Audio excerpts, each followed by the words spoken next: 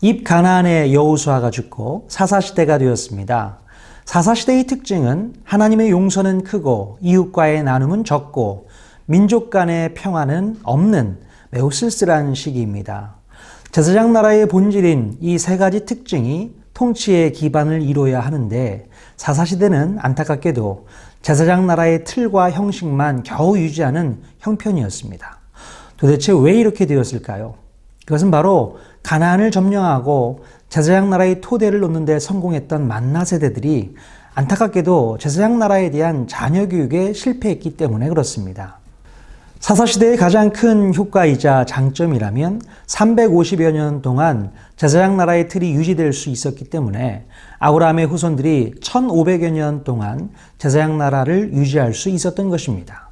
특별히 이스라엘의 지배구조의 변동을 시대적으로 잠깐 살펴보면 애굽에서 히브리 노예들은 400여 년 동안 애굽의 통치를 받았고 출애굽 이후 광야 40년과 가나안에서 펼쳐진 여호수아 시대에는 제사장 나라의 통치를 받았습니다. 그러나 사사시대 350년 동안에는 제사장 나라의 틀만 유지했고요. 왕정 500년 동안에는 제사장 나라의 기반 아래 왕이 통치를 하게 됩니다. 그 후 바벨론 제국 70년 포로기에는 바벨론 왕의 통치를 받았고 페르시아 제국 200여 년 동안에는 페르시아 왕의 통치를 받았고 헬라 제국 180여 년 동안에는 헬라 왕의 통치를 받게 됩니다. 그 이후 하스몬 왕조 80여 년 동안에는 대제사장 겸 왕의 통치가 있었고 로마 제국 시대에는 로마 황제의 통치를 받게 됩니다. 자, 사사시대의 가장 큰 단점을 이야기한다면 만나 세대 2만 3천여 가정이 그들의 자녀들에게 제사장 나라 교육을 소홀히 했다는 것입니다.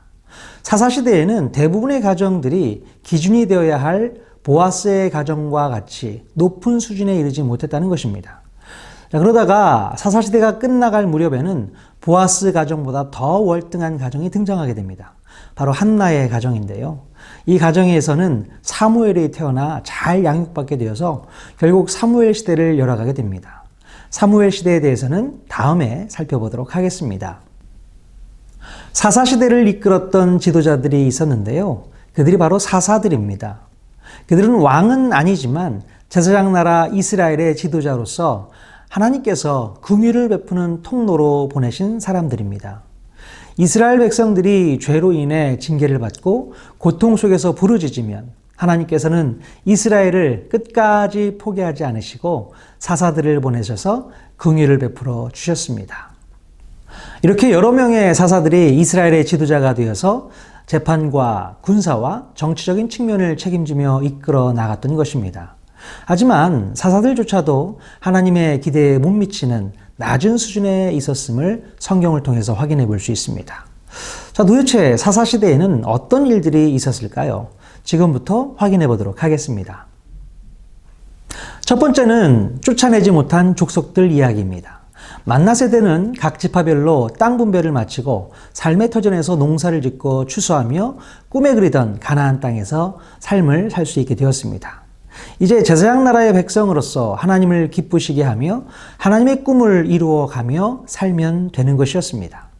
자, 그런데요, 그 땅에서 아직 다 쫓아내지 못해 그대로 머물러 사는 가나안 족속들이 남아 있었던 것입니다. 그래서 그들과 함께 거주하는 불편한 동거를 하게 됩니다. 바로 이 부분이 만나 세대에게 남겨진 중요한 과제였습니다.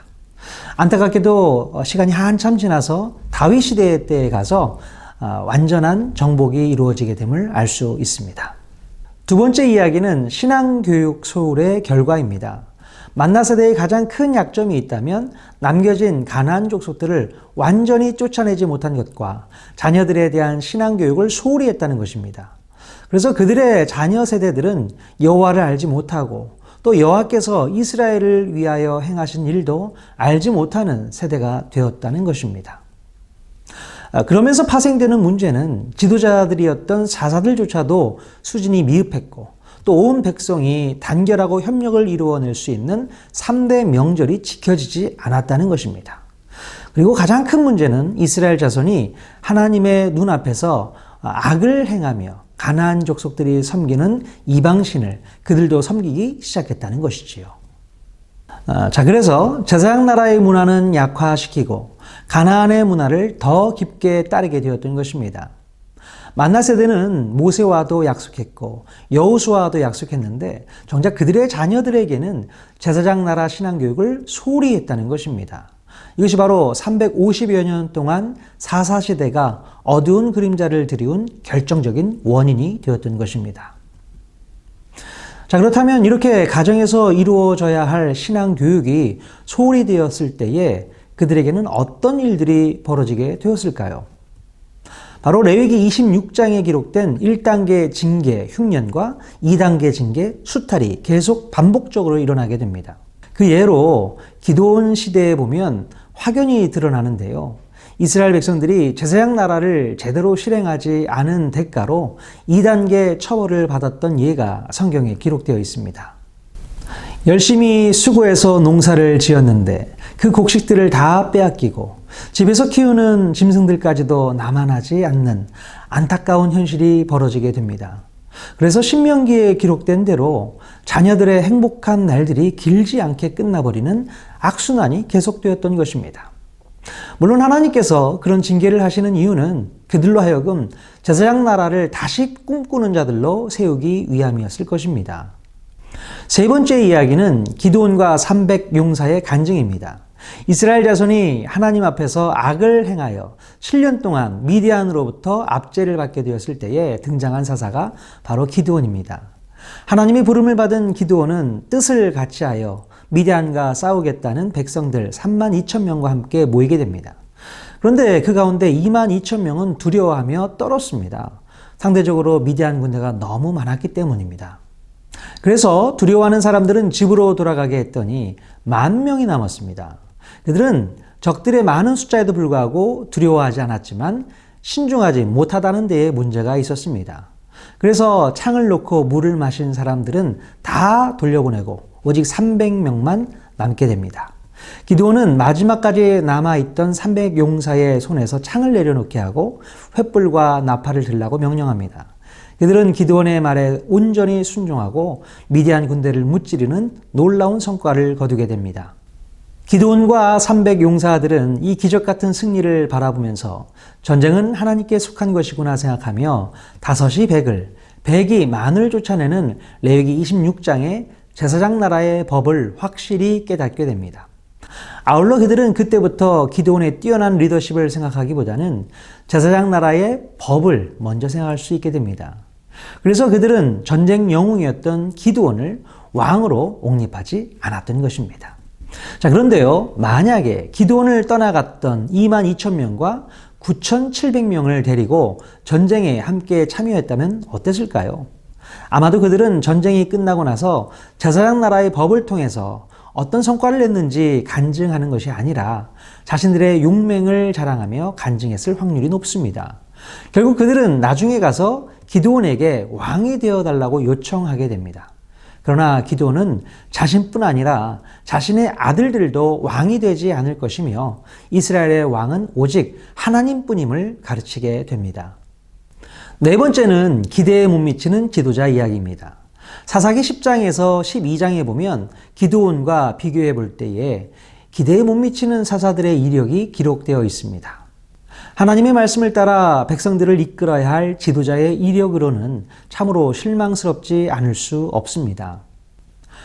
사사 입단은 아몬과의 전쟁에서 승리하기 위해 하나님께 경솔한 소원을 했고 아쉽게도 자신의 딸을 제물로 바쳐야 했습니다.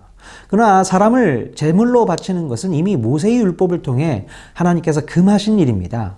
이 일은 지도자로 세움을 받은 사사들조차도 얼마나 하나님의 말씀에 무지했는지를 잘 보여주고 있습니다. 다섯 번째 이야기는 사사 삼손입니다. 제사장 나라의 나실인법은 대제사장급의 헌신을 요구하는 특별법입니다. 나실인으로 헌신한 기간 동안에는 포도주나 독주를 금하고 시체를 만지지 말고 머리에 삭도를 대지 않아야 합니다. 그런데 나실인으로 태어난 삼손은 놀라운 능력을 발휘하며 사사로서 쓰임받기도 했지만 자기 소견에 옳은 대로 살며 하나님께서 주신 나실인으로서의 사명과 명령을 소홀히 여기고 경솔히 행동함으로 많은 아쉬움을 남기며 생을 마감하게 됩니다. 마지막 이야기는 사사시대의 사회상입니다. 사사시대에는 제사장 나라의 중요한 기초인 율법과 제사장 제도가 무너져 있었습니다. 사사기 17장부터 마지막까지의 내용은 제사장 나라의 기초가 무너진 사회의 단면을 보여주고 있습니다. 시대를 이끌어갈 기준과 근거, 즉 율법이 무너진 사회에서 참으로 안타까운 사건들이 기록되어 있습니다. 몇 가지 예를 소개하겠습니다. 제사장 나라는 지파들 간의 연합이 핵심인데요. 사사시대에는 각자 소견에 옳은 대로 행동하며 또한 함께 모여서 하나님을 섬기지 않으므로 안타까운 일들이 수도 없이 많이 일어났습니다. 지파들 사이에 갈등이 일어나서 서로 싸우고 외적들의 침입도 막지 못하는 시대였던 것입니다. 그러던 중에 사사 입다는 암몬과의 전쟁을 승리한 후에 에브라임 지파에서 시비를 걸어오며 모욕하자 그것을 참지 못하고 시뿔렛이라는 사투리 발음을 구분해서 에브라임 지파 42,000명을 죽이는 일까지 있었습니다. 모세는 신명기에서 제사장 나라의 법을 입에 달고 살아야 한다고 말했지만 입술에서 나오는 발음 하나로 지파 간의 갈등을 초래하는 사건이 있었던 것이지요. 또한 제사장 나라를 이끄는 시스템으로서 한 개의 중앙 성소와 48개의 레위 지파 성읍 체제가 무너지게 되므로 레위인들과 더불어 백성들의 일탈이 계속되었습니다. 사사기 17장, 18장에 나오는 레위인 미가 이야기를 비롯해서 사사기 19장에서 21장에는 한 레위인과 그의 첩 이야기가 기록되어 있는데요. 그의 첩이 죽음으로 인해 베냐민 지파와 나머지 11지파가 전쟁을 치르게 됩니다. 그래서 베냐민 지파의 존폐 위기까지 치닫게 되는 아찔한 내용들이 낱낱이 기록되어 있습니다.